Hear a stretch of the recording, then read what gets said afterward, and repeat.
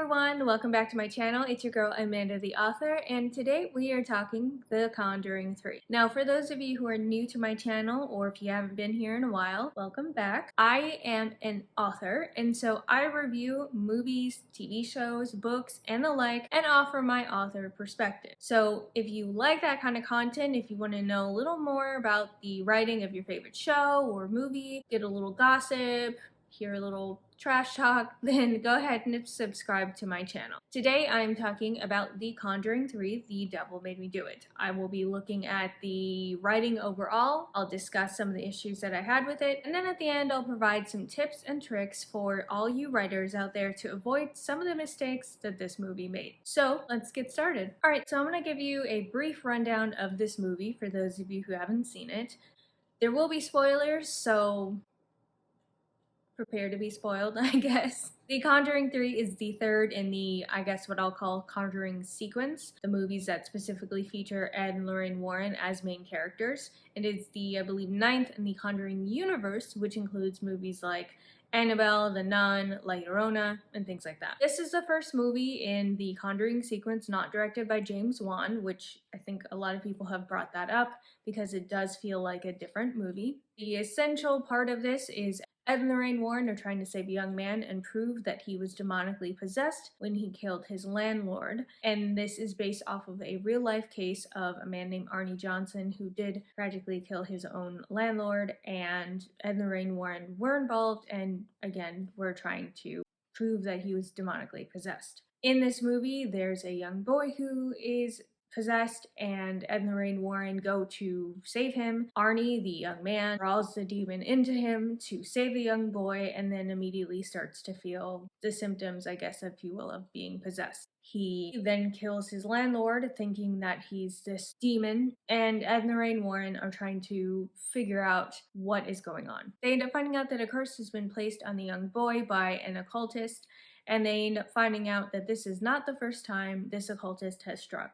That a young girl named Jessica ended up stabbing her best friend, i.e. lover, because of a similar curse, like a cursed totem that she somehow put in, on, around the property in the hands of David and Jessica. Then the Warrens are trying to figure out who she is, where she is, and how to stop her. They meet with a man who is a former priest named Kastner, who became obsessed with cults and studying them. They ask him about this witch's totem that they have seen, and he tells them to forget they saw it. And when they ask why somebody would do it, he says that the why is irrelevant. Put a pin in that because that is something I definitely had an issue with. They find out using an ancient book that the curse that the occultist put on David and Jessica is one for human sacrifice, and it requires a child, a lover, and a man of God. That is the curse, and I'm assuming that it's for power. Again, this is not something that was necessarily defined in the movie. As the Warrens are running around trying to investigate this like an episode of Supernatural, Arnie, the young man who stabbed his landlord, is being monitored by a priest, and, various spooky things are happening, ghosts are happening. When the Warrens find out who it is, that the occultist is actually the daughter of Kastner, they go to stop her because they find out that in order to stop this curse, the altar that it was cast upon must be destroyed. So they find this out, they find her. Unfortunately for Lorraine, she had, I guess, psychically bonded with this occultist earlier in the movie, and that was something she was able to use to her advantage, but also not. That's a little fuzzy too. And even though Ed is about to kill Lorraine, she convinces him to stop. They have a love connection moment, and he doesn't. Instead, he ends up destroying the altar, thus breaking the curse, and the Warrens save the day. We find out that in real life, Arnie was convicted of manslaughter and went to jail. He served, I think, about 4 or 5 years of his sentence. That's a brief rundown of this movie. Needless to say, it was not my favorite. I really enjoyed the first 2 Conjuring movies. I think the first one a little bit more than the second, although Valak, the nun character, is definitely something that haunted my dreams for a little bit. But that's a rundown of the movie, and now I'm going to get into some of the main issues that I had with it. The first issue I had with this movie is the fact that the movie was billed as this court case possession-y type movie a la Exorcism of Emily Rose, which is a very solid movie if you haven't seen it. It's one of my favorites. But we end up getting less courtroom drama than I think the trailer and the marketing built it up to be. And I want to say that that's probably because they didn't want to seem too much like Exorcism of Emily Rose. And I mean, given the fact that there was a lot, and that could potentially be because of the fact that Arnie's defense of demonic possession was thrown out pretty quickly, if I believe. So I feel like maybe they couldn't go with making it a courtroom drama, or didn't want the association of Exorcism of Emily Rose, which ended up happening anyway. Additionally, the other issue I had with this is that I just honestly did not feel that Isla, who is the occultist, was evil enough. I didn't feel scared or threatened. I guess I just kind of feel like if you could take this person out with like a sledgehammer or something, I didn't feel the threat. It didn't feel as real to me as Bathsheba felt, or Valak felt, or any of the other kind of creatures that were in the other movies. The sequences in this movie of Ed and Lorraine's love story felt annoying, and that they went on too long. I understand the point of establishing these two characters more, but the other two movies already did a great job of establishing these characters' love story, and Vera Farmiga and Patrick Wilson, who play Lorraine and Ed Warren respectively, have really great chemistry and already do a good enough job of selling to the audience that this couple loves each other. So I guess I just felt like adding that scene in, it didn't add to the story at all. It took me out of the story because I came for a horror movie, not a romance. Additionally, the line in this movie that drove me the most wild and almost made me turn the movie off was when they were speaking with Kastner and they asked him who would want to curse a little boy, i.e. put the totem under David's house to curse him, and he said the why is irrelevant, and then proceeded to say that cultists just want to sow chaos and they want destruction, this and that. Now I'm gonna be honest. That is lazy as hell. That is some lazy writing, because it doesn't matter whether your big bad is Lucifer himself. There needs to be some kind of motivation other than it doesn't matter. They just like to sow chaos. Because to what end? There needs to be some level of thought behind, especially because this evil person is a person and not a ghost. I could have seen it if it was a situation where there was a ghost or a demon and the why was to sow discord, but this is a person and there should be more motivation than that. So when I heard that, it felt like, oh, so you just didn't know. Like, you just didn't bother to think of a reason why they would want to possess David and didn't feel like telling us. Yikes. I have always been a little more curious about the limitations of Lorraine's powers because they seem to work at convenient times, and this movie especially kind of turned things on their head with her having the two-way connection with the occultist, especially in that scene where they're fighting and she uses the connection to see from the occultist perspective and see that there was a rock next to her head to hit her in the head with. I just feel like they needed to explain Lorraine's psychic abilities a lot more than they've done, especially because these abilities end up being kind of what solves the day. She ends up figuring out that the occultist is Kastner's daughter because of her ability, because of the vision that she saw when the occultist was casting a spell and heard water and heard a train. So I think that if you're going to make this ability a crutch and something that saves the day, we definitely need to know a little bit more about it than what we're learning about it. Now, the other thing about this movie that I didn't like,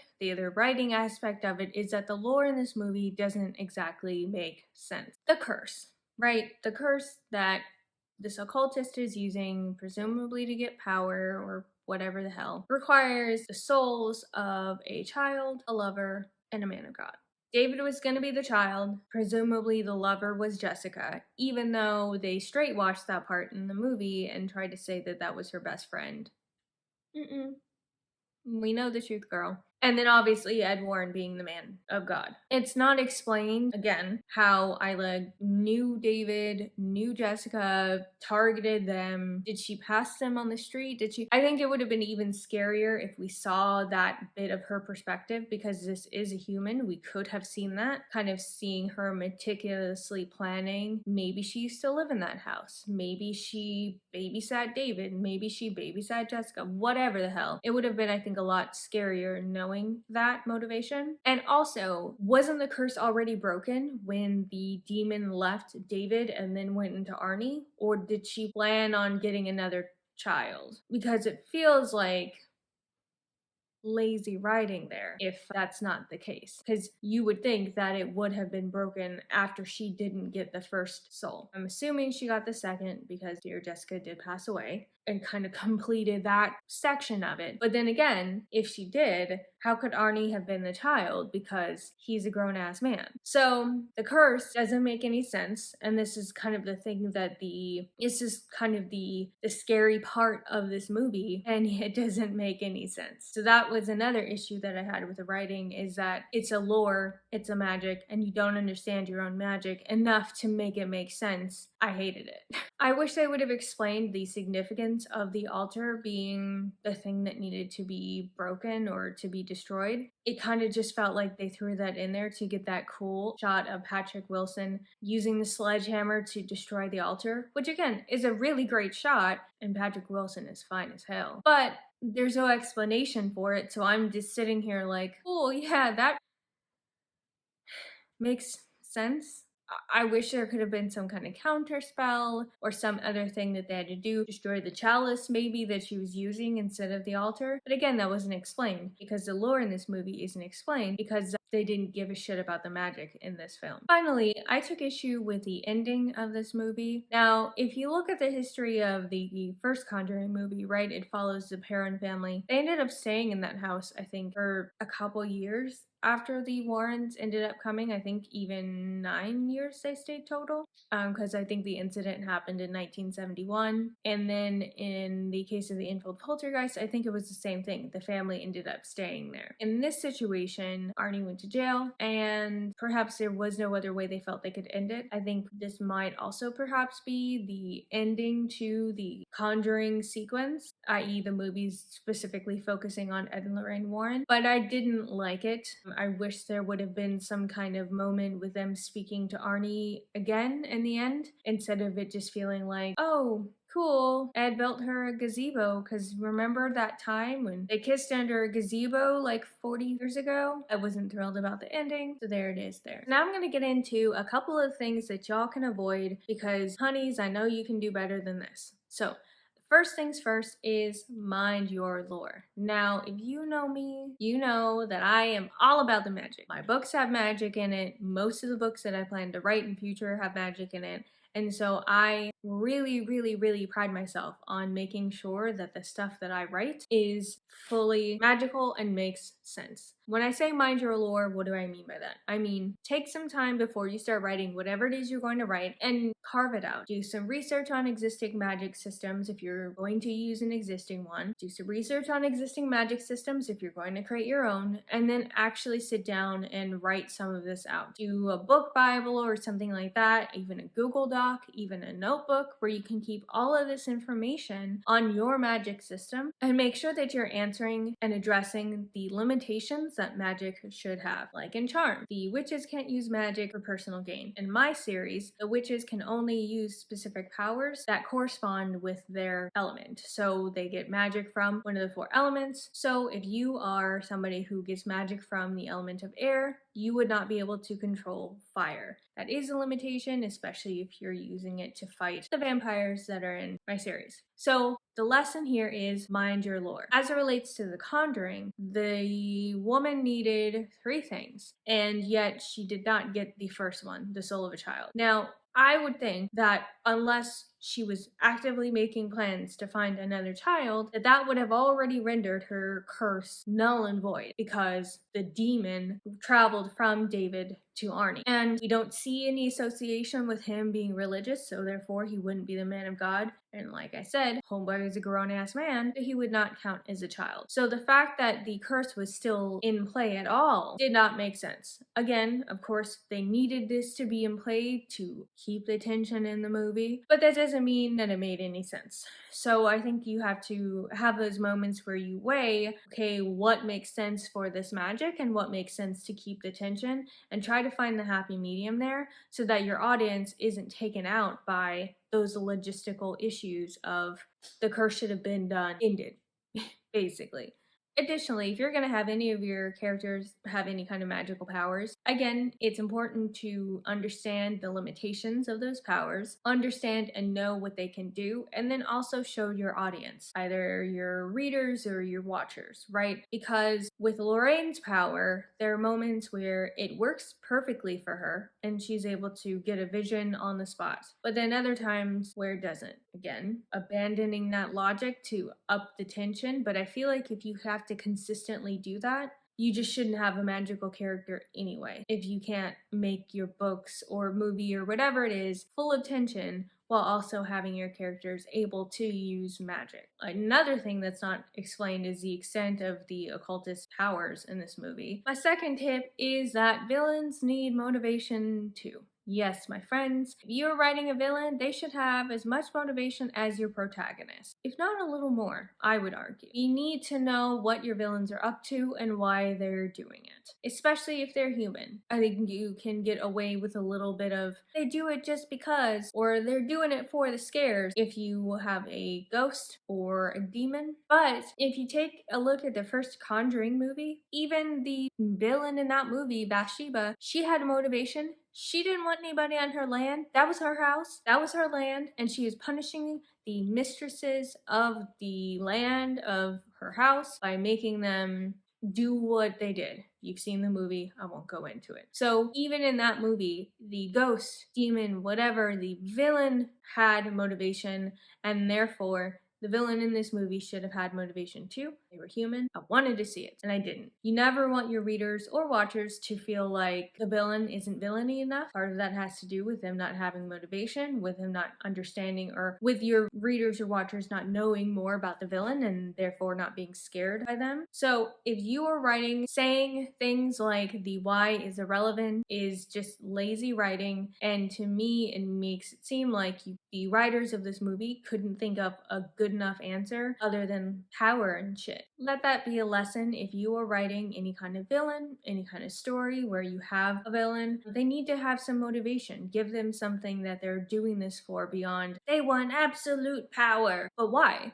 Did they grow up in a situation where they didn't have power and decided, very Scarlett O'Hara, I will never not have power again? Did they, I want to get all this power to show you, I'm gonna show you? Is that the vibe? Even adding some of that to where we get that motivation works. All we get in this movie of this character is that she was obsessed with the occult, got drawn into it, and then there it is there. Give your villains motivations, your story will have more tension, and it'll give your protagonist more opposition, and it'll keep your readers and your watchers invested. My final tip, and I guess final issue with this movie, is it ended very lackluster. I think it's important to end on as high note as possible, to end with as many threads and loose ends tied as much as possible. This movie spent a large chunk of its time essentially being like a season 7, season 8 episode of Supernatural. Yeah, I said it. I'm sorry. I love Supernatural too. Those seasons were not the best, but essentially it felt very much like a forgotten episode of Supernatural because of all the investigation and hooking up and linking up with the cops and getting their insight, and where were the demons? Where was the scare? Where were the moments of what is happening with Arnie, and where was the courtroom drama, sis? Like, I didn't get any of that, and I wanted it. If you're writing a series, you're writing anything, try to end it on a high note, but especially if you're working on a series, try to end it a little bit bit better at least than how you started. And say that also knowing that I am in the process of outlining my third and final book for this series. So I will be taking my own advice on that, and y'all can check me if I don't when that book comes out. Alright everyone, that's gonna do it for me. Just, I guess, a recap of my tips of some things that you can avoid. Mind your lore, make sure that your magic system and all of that is consistent, that it has limitations which will help with the stakes, and that it makes sense, and that you explain it as much as possible. Make sure your villains have motivations beyond just blanket adjectives of like wanting to be powerful, wanting to be loved, wanting to destroy things. Also, when you're writing a series or even a standalone, try to end your work on a high note, and if you're writing a horror show, series, whatever, maybe don't have the last movie be a villain that is highly killable compared to the other two villains. I appreciate y'all taking the time to watch my video. If you like this type of content, i.e. fantasy and horror, movies, books, TV show reviews from a writer's perspective, please subscribe to my channel and tell all your friends to do the same. And I will catch y'all next week. Bye! Fantasy, movie, TV, and books.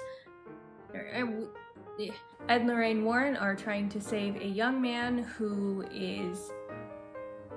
and they also end up that the curse that this woman put about 4 or 5 sentences